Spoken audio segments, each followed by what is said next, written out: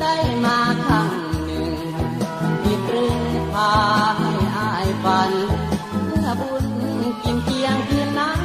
เอาฝากสัมพันธ์กันยืนนาน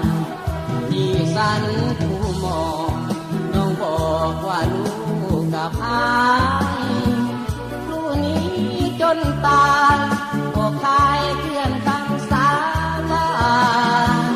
ยามอายได้มาภาพน้องเพียงสู่ยังจันวันหนึ่งอายคงกลับพันมากันโอ้ยงเก่ามองสาเสียงไกลใจอายเป็นห่วงตัวเจ้าอย่าลวงอย่าลวงอายเลยอนงยามอายไกลจากหัวใจ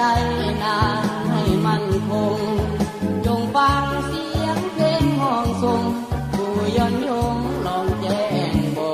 ว่า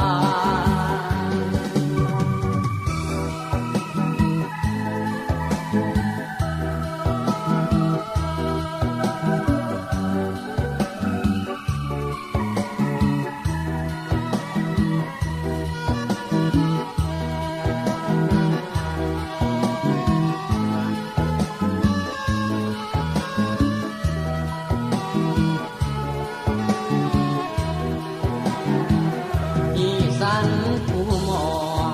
น้องบอกว่าลูกกับอายลูกนี้จนตายบอกคายเพื่อนคำสาบาน